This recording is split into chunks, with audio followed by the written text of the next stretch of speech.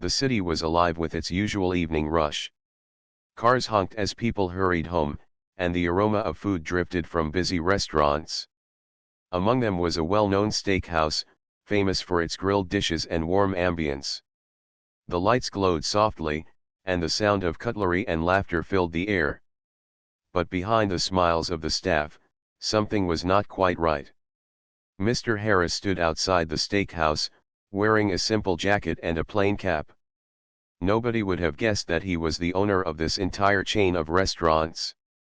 Known in the business world as a wealthy man, he rarely visited the smaller branches himself. Most of the time, he trusted managers, reports, and numbers on a screen. But for months now, this branch had been underperforming. Complaints had been rising, customers were unhappy, and staff turnover was high. He had decided to come, not as a boss, but as a customer, an ordinary face in the crowd. His company often used undercover inspections, but this time he wanted to feel the real pulse of his business. He pushed the glass door open, and a little bell rang. Warm air rushed over him, carrying the scent of sizzling meat. Inside, the place was moderately busy. A few families sat at the booths, couples whispered over candlelight, and a group of office workers laughed at a corner table. The staff was moving quickly, trying to serve everyone. Yet, even with the polite smiles, their tired eyes told another story. A young waitress walked toward him with a notepad in hand. Her name tag read Lena. She could not have been more than 25. Her hair was tied in a neat ponytail, and though her smile was genuine, her steps looked a little weary. "Good evening, sir. Table for one?" she asked. "Yes, just for one," Mr. Harris replied in a calm tone. She led him to a small table near the window, handed him the menu, and poured a glass of water. As he glanced at the menu, he kept watching the staff out of the corner of his eye. The manager at the counter looked stressed, a cook peeked from the kitchen with a frown, and the servers rushed from table to table without much interaction. Something felt off, like a quiet tension hiding behind their everyday routines. Lena returned a few minutes later. "Have you decided what you'd like to have?" she asked. "I think I'll go with the steak," he said with a polite smile. "Medium rare." "Of course," she nodded, writing it down. "Would you like any sides with that?" "Just the regular, please." She walked away, and Mr. Harris settled back in his chair. He had visited many of his restaurants before grand openings, ribbon cuttings, or to announce new changes, but this visit was different. Nobody knew who he was tonight. No one would try to impress him with fake smiles or over-polite words. He wanted the truth, and sometimes, truth came in the smallest details: a late dish, a tired sigh, a whispered complaint. Minutes passed. The steak did not come quickly, but he didn't mind. He looked around carefully. One table raised a hand for the bill, another asked for extra sauce. Lena moved from one to the other, her steps quick, her smile constant. But now that he observed closely, he noticed her shoes were worn out, her hair slightly undone from the rush, and her shoulders carried a weight that seemed more than just trays of food. Finally, she came to his table with a tray. "I'm sorry for the wait, sir," she said softly as she placed the plate in front of him. The steak smelled good, well cooked, and seasoned. But before leaving, she did something unusual. With a quick glance around to make sure no one was watching, she slipped a small folded piece of paper beside his plate. He looked at her, a little surprised, but she only gave a brief, nervous smile and moved on to another table. Mr. Harris stared at the note for a moment. Why would a waitress give a customer a secret message? Was it a complaint? A warning? His curiosity grew stronger. Slowly, he picked up the note and unfolded it. The handwriting was neat but slightly shaky. The words were simple, almost pleading: "Sir, please don't complain if the steak is late.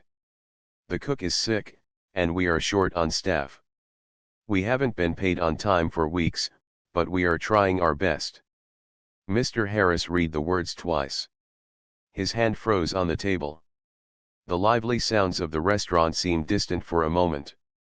This was not just about a late dish, this was about something far deeper. Salaries delayed? Staff working sick? Trying their best but unheard?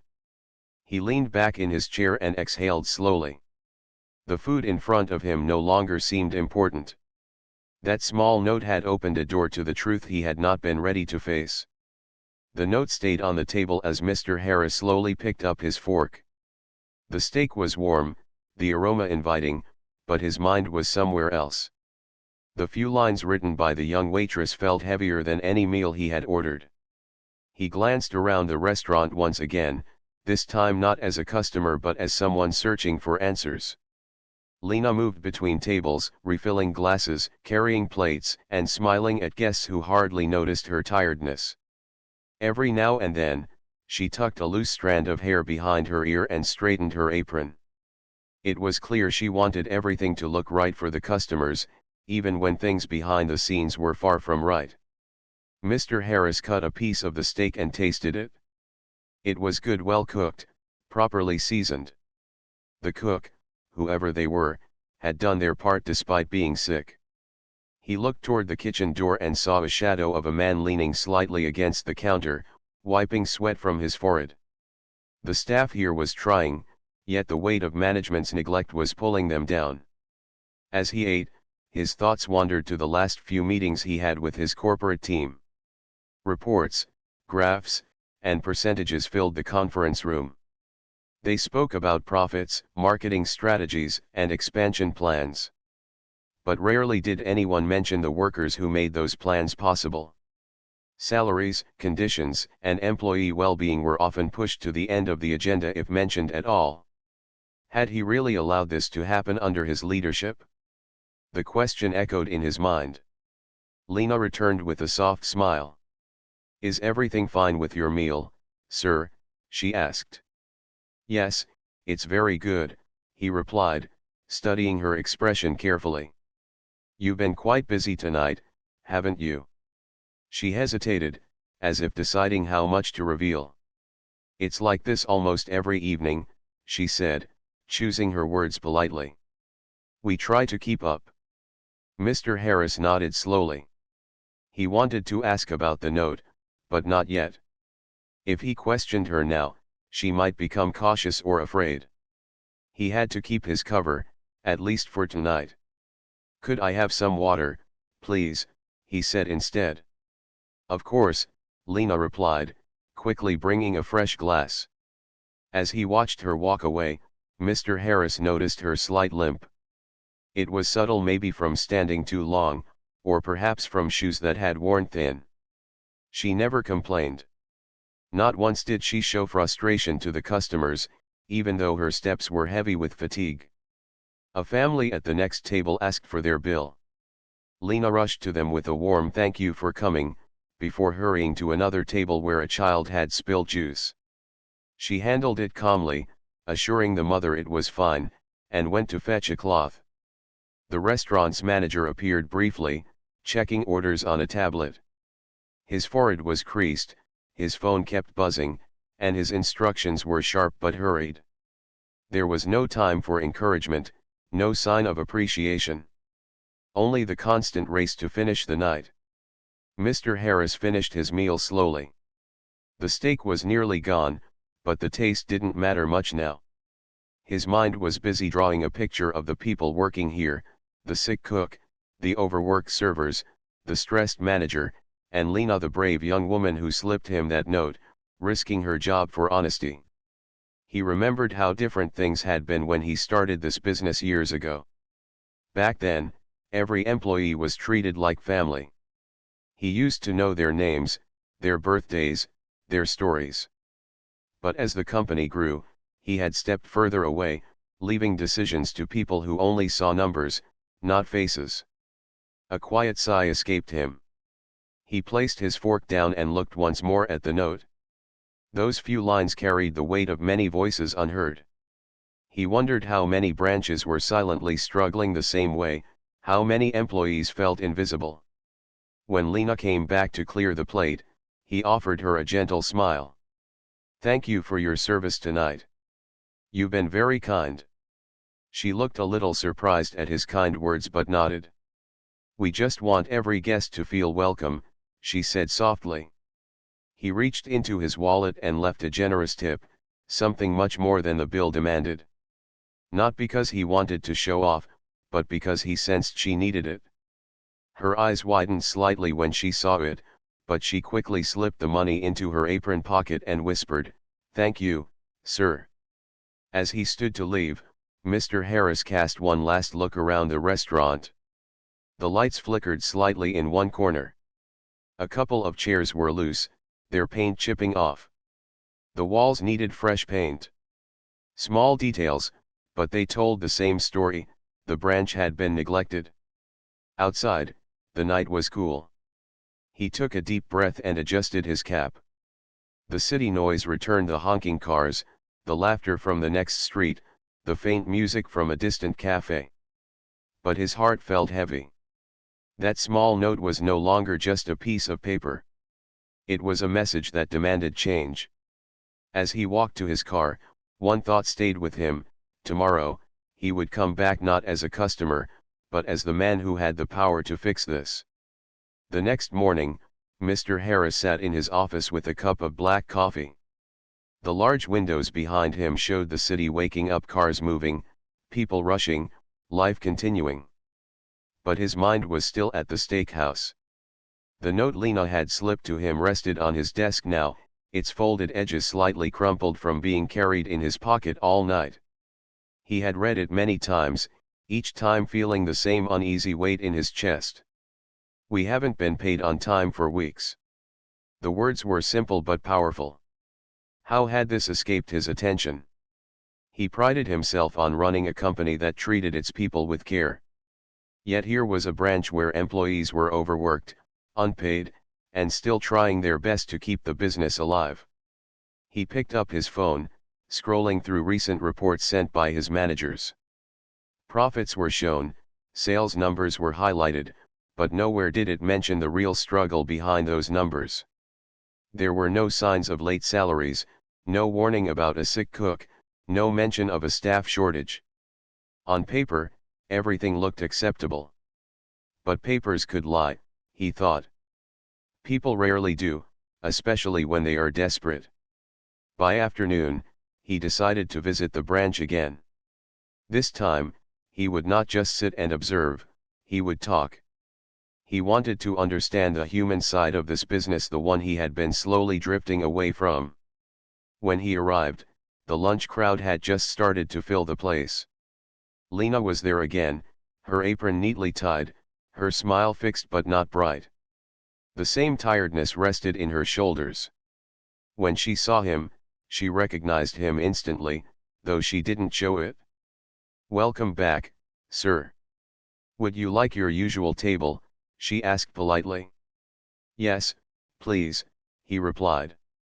She led him to the same spot by the window. He didn't order a full meal this time, just a coffee. As she walked away to get it, he noticed the cook from the previous night was missing.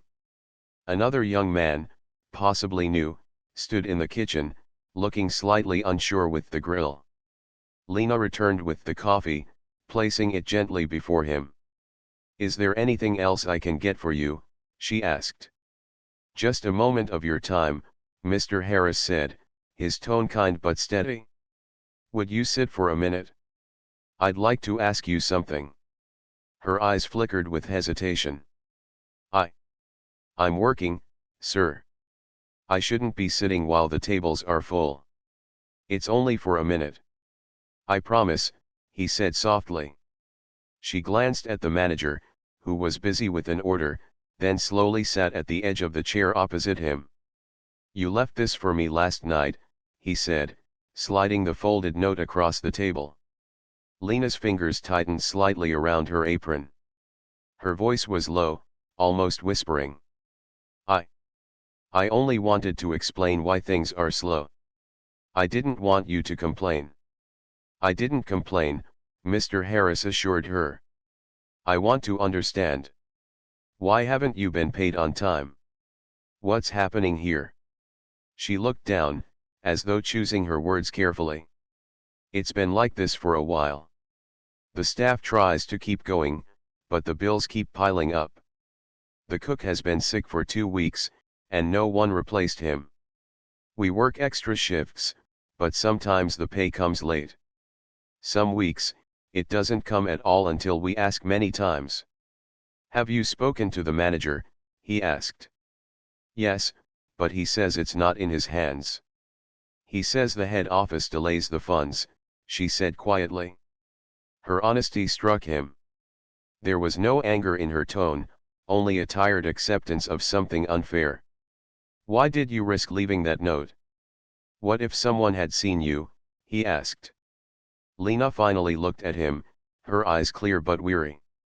Because the customers are not at fault. They come here expecting good service. If they complain, we are blamed. I thought, maybe if someone knew the truth, they would understand. Her words stayed in the air like a soft echo. Mr. Harris took a slow sip of his coffee. He admired her courage. She had no guarantee he would care, no promise that anything would change, and yet she had chosen to speak. Do you like working here? He asked gently. She paused, then nodded.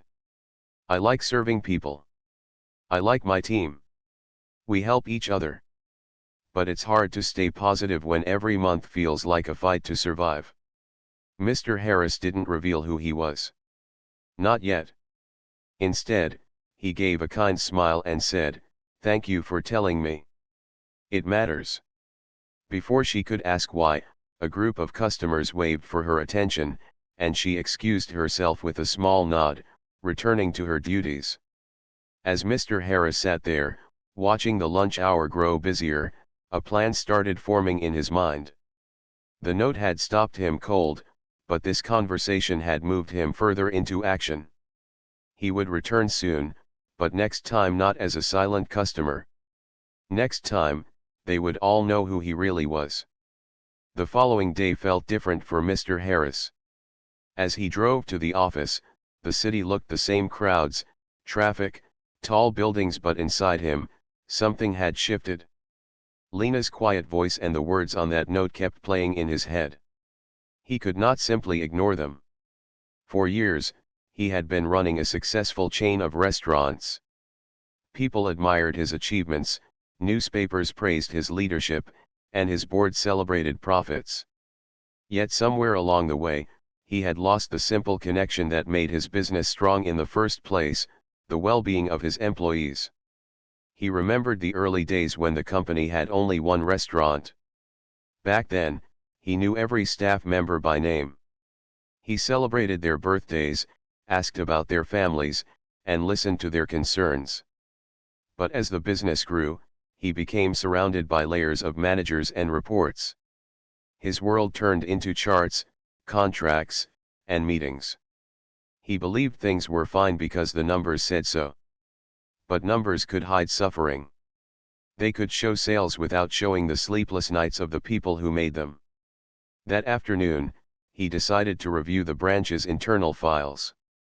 He called his assistant and requested payroll records, attendance sheets, and complaint reports.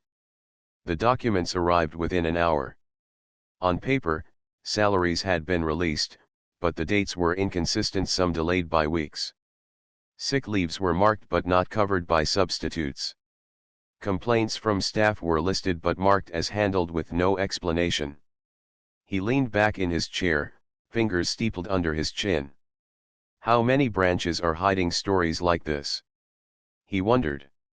How many Lenas are trying to hold everything together quietly? By evening, he drove once again to the steakhouse. The sunset painted the sky with soft orange light as the city lights began to glow. This time, he stayed in his car for a few minutes, watching through the glass windows. The same rush, the same hurried footsteps, the same smiles that tried to hide tired hearts. Inside, Lena was working again. Her ponytail swung as she carried trays and cleared tables. The manager stood near the counter, his eyes fixed on the tablet screen. The cook was different this time, a middle-aged man, looking just as weary. Mr. Harris entered quietly. "Good evening," Lena greeted him, trying to sound cheerful despite the long shift. "The usual table?" "Yes," he nodded. He ordered a light meal this time and watched as she hurried to other tables. A young waiter tripped slightly near the kitchen door, catching himself before the tray fell. Instead of scolding him, Lena rushed to help, whispering something that made him smile briefly. She had a way of calming the storm, even in the busiest hour. When she returned with his food, Mr. Harris asked softly, "Do you ever rest? I've seen you here every day." Lena gave a small laugh. "Rest is for weekends, I suppose. But even then, I usually help my mother at home." "Your mother?" he asked with genuine interest. "She's been unwell for a while." "Heart condition," Lena said quietly, placing the plate on the table. "That's why I try to keep this job. It pays for her medicine, even if it's late sometimes." Mr. Harris felt a tug in his heart. She was carrying more than just trays, she was carrying her family's hope. As the night went on, he noticed small details he had missed before: the flickering light near the counter, the broken handle on one door, the worn-out uniforms of the staff. None of these were expensive to fix, yet they remained untouched. It was not just the people who were neglected, the whole place seemed to be quietly falling apart. When the crowd began to thin, Mr. Harris asked to speak to the manager. A tall man in his 40s approached with a polite but cautious smile. "How may I help you, sir?" he asked. "I'm just curious," Mr. Harris began carefully. "How is business here?" "It seems busy enough." The manager gave a small shrug. "Business is fine, but head office controls the finances. We do our best." "Do you get enough staff?" Harris asked. "Not always. Budget limits, you know. We've sent requests, but they take time to approve." Harris nodded slowly, hiding his true thoughts. He thanked the manager and left the restaurant soon after. Outside, the cool night air touched his face. He walked a little before getting into his car. His mind was clearer now. This was not just a single problem. It was a chain of neglect: late payments, poor communication, lack of care. The staff was trying, the manager was stuck between orders and reality, and people like Lena were paying the price. On his way home, he called his assistant. "Schedule a staff meeting for this branch," he said firmly. "Tomorrow evening. No exceptions." "Yes, sir." "Should I inform the branch manager?" "No, I want it to be a surprise," Harris replied. As he hung up, he felt a strange mix of anger and determination. Anger at how things had slipped through the cracks. Determination to set them right. Tomorrow, the mask would come off. The following evening, the steakhouse buzzed with its usual activity. Customers filled the tables, orders were being taken, and the kitchen worked at a steady pace. But tonight, there was an air of tension that no one could explain. Something felt different, though no one knew why. Lena wiped her hands on her apron and looked around. It had been another long day, and her legs felt heavy. Her shift had started early because one of the waiters called in sick again. She had barely eaten lunch, but there was no time to think about that now. The customers came first, that was the rule she had learned from the beginning. As she carried a tray of drinks to a corner table, she caught sight of a familiar face entering through the glass door: Mr. Harris, the quiet man from the past 2 evenings. He wore the same simple jacket, his cap tilted slightly forward. There was nothing about him that stood out as extraordinary, yet his calm gaze seemed to notice everything. "Good evening, sir," Lena greeted him politely. "Your usual seat?" "Yes, thank you," he replied. She guided him to his table and handed him the menu, though she already knew he would order something light. After taking his order for a cup of tea, She hurried off to serve another table. There was no time for extra conversation tonight, every minute counted. From his table, Mr. Harris observed quietly. The manager was busy again, the kitchen sent out dishes with uneven timing, and the young waiter who had stumbled yesterday looked even more tired today. He noticed how Lena moved quick, careful, always putting others first. Every time a customer thanked her, she smiled genuinely, as if it was the one bright moment in her tiring day. When she returned with the tea, Mr. Harris spoke gently. "Lena, do you have a few minutes? I'd like to talk." She hesitated, looking around at the busy tables. "Only for a little while, sir. It's a full house tonight." "Just a moment," he assured her. She nodded and sat at the edge of the chair opposite him, folding her hands in her lap. Her eyes carried that same tired warmth he had seen before. "You mentioned your mother yesterday," he said softly. "How is she?" Lena's lips curved into a faint smile, though her eyes dimmed. "She's stable, but her medicines are expensive. I pick up extra shifts so I can pay for them. Sometimes, I help my neighbor's children with schoolwork for a little extra income too." Mr. Harris nodded slowly. "And what about you? Don't you ever think of leaving this job for something better?" She shook her head gently.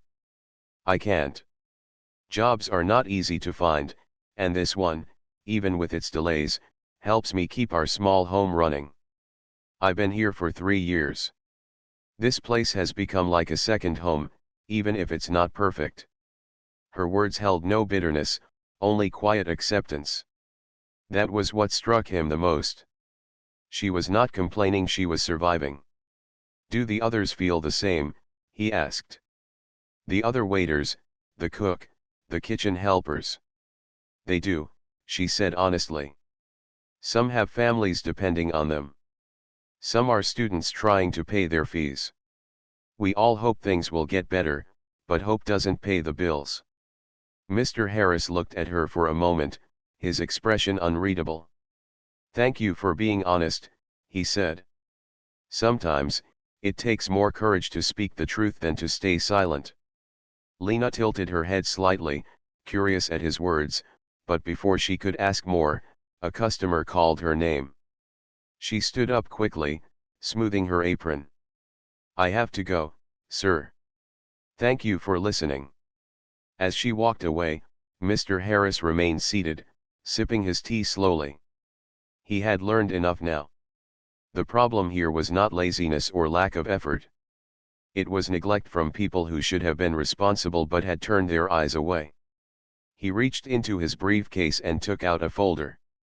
Inside were documents he had prepared earlier that day, salary release approvals, bonus confirmations, and plans for staff support programs. Tonight would mark a turning point not just for Lena, but for the entire team. Hours passed, and the restaurant began to empty. The last customers left, leaving behind quiet tables and the faint smell of grilled food. Staff members began cleaning up, stacking chairs, and wiping counters. Just as the manager was about to lock the doors, Mr. Harris stood up. "Could I speak to everyone for a moment?" he asked calmly. The staff paused, puzzled. The manager frowned slightly but nodded. "All right, but make it quick. We're closing." One by one, the waiters, kitchen staff, and cleaners gathered near the counter. Lena stood among them, tired but curious. She had seen this customer 3 nights in a row. Why was he calling for a meeting? Mr. Harris removed his cap and jacket. His posture straightened, his voice grew firmer. "My name is Daniel Harris," he said clearly. "I am the owner of this restaurant chain." The room fell silent. The manager's face went pale. Lena's eyes widened in shock. The man they had served like any other guest was their boss, one of the richest men they had only heard about in news articles. "I came here as a customer first," Mr. Harris continued, his gaze sweeping across the room. "And what I saw, and what I learned, cannot be ignored." The staff exchanged nervous glances. Lena's hands tightened around the cloth she was holding. For the first time in months, there was hope in the air but also fear of what might follow. The room was quiet for a long moment after Mr. Harris spoke his name. The sound of the refrigerator in the kitchen hummed softly in the background, and the faint clatter of a dish being set down echoed across the empty restaurant. Every staff member stared at him as if he were a stranger who suddenly became someone powerful. Lena blinked, unsure whether to believe her own eyes. The man who had quietly sipped tea at her table, who had listened to her without judgment, was the owner of the whole chain. The manager shifted his weight uncomfortably, his tablet clutched tightly in his hands. "I know this is a surprise," Mr. Harris began again, his voice calm but firm. "I came here because I wanted to see the truth not through reports or numbers, but with my own eyes." A waiter near the back raised his hand timidly. "Sir, why didn't you tell us before?" "Because sometimes, when people know the boss is watching, they hide the truth," Harris replied. "I wanted to feel what you feel. To see how hard you work. To see what's really happening." He placed the folder of documents on the counter, the papers neatly stacked. "I have read your records, your reports, your complaints, some of which never reached me. And I also read a note that told me more truth than all those files combined." Lena's heart skipped a beat. She knew exactly which note he meant. Her fingers tightened on her apron as she lowered her gaze. She wondered if she would be in trouble for that brave, small act. "I found out that your salaries were delayed. I learned that some of you have been working extra shifts without proper rest. I saw a team trying their best while feeling unheard," he continued, his eyes moving across the staff. "That ends now." The staff exchanged cautious glances. The manager cleared his throat. "Sir, there have been budget excuses. Do not pay rent," Harris interrupted gently but firmly. "Budget excuses do not buy medicine for sick parents, and they do not fix broken trust." Lena's eyes flicked up to him, a mixture of surprise and relief softening her tired face. For the first time, someone was speaking the words they had wanted to say aloud. Mr. Harris opened the folder and began to explain. "Starting tomorrow, all pending salaries will be released. Bonuses for the past 2 quarters will also be paid out. Additional staff will be hired to share the workload. Sick leave policies will be reviewed, and health support will be provided for those who need it." A murmur spread among the staff, soft whispers of disbelief, some eyes widening, others tearing up slightly. The young waiter who had stumbled the day before covered his mouth in shock. The cook leaned on the counter, his shoulders finally relaxing. "But this is not just about money," Mr. Harris added, his tone warm now. "It's about respect. You are the reason customers keep coming. Your smiles, your patience, your care, they are the true foundation of this place." The manager swallowed, his face tense. "Sir, I tried to keep things running." "I know you tried," Harris said, looking at him kindly but firmly. "But trying is not the same as leading. Leadership means making sure your people are not left in the dark." He turned to Lena then. Their eyes met. "And sometimes, leadership means listening to the quietest voice in the room." "Lena, thank you." Lena felt heat rise in her cheeks. I only wrote what was true," she whispered. "And that truth will help change many lives," Harris replied. He took a deep breath and looked at everyone. "From now on, I will be visiting branches personally unannounced. Not to catch mistakes, but to understand what you need. I want this place to be not just a workplace, but a place where people grow, where they feel valued." There was a moment of silence before a small clap came from the back. It was hesitant at first, then others joined in, soft, unsure, but real. A sense of relief slowly filled the room, like a cool breeze after a long, hot day. Lena smiled faintly, her shoulders finally easing. For months, she had been carrying worries home, wondering if things would ever change. Now, For the first time, hope felt real. The manager looked down, perhaps realizing the gap between his reports and the reality his team had faced. A few staff members whispered their thanks to one another, some even chuckling softly as if a heavy weight had just been lifted. Mr. Harris closed the folder and placed his cap back on. "Go home tonight knowing tomorrow will be different," he said. "And remember, this is just the beginning." As the staff slowly dispersed, Lena stayed back for a moment. "Sir," she said quietly, "thank you for not just hearing, but listening." He gave her a warm smile. "Thank you for being brave enough to speak." Outside, the night was cool and calm. The lights of the city shimmered, but inside the restaurant, a new light had already begun to glow, one made of trust, respect, and a promise of better days. Weeks had passed since Mr. Harris revealed his identity to the staff. The restaurant, once tense and overworked, now hummed with energy, but this time it was different. There was a spark of hope in every smile, a lightness in every step. Lena noticed it the most. The long hours still existed, but the burden felt lighter because she finally knew she was seen and valued. Salaries were no longer delayed. Bonuses had been paid, and new staff had joined to share the workload. The cook who had been sick received full support, including extra assistance in the kitchen. Even the manager seemed to have a newfound respect for his team, noticing small details and acknowledging their hard work. Mr. Harris had kept his promise. Leadership meant caring, not just instructing. Lena had been promoted to floor manager. Her responsibilities had increased, but so had her confidence. She could now guide new staff, organize shifts, and even suggest improvements to make the restaurant more efficient. The customers noticed the change too. Smiles came more easily, service was smoother, and the atmosphere was warmer. People began returning not just for the food, but for the friendly energy that filled the room. One evening, after the dinner rush ended, Lena sat alone in the empty restaurant, sipping a cup of tea. She felt tired but content. The glow of the lights reflected softly on the polished tables. Her thoughts wandered to her mother, who was now receiving proper treatment thanks to the timely salary payments. For the first time in months, Lena didn't worry about missing medicine or late bills.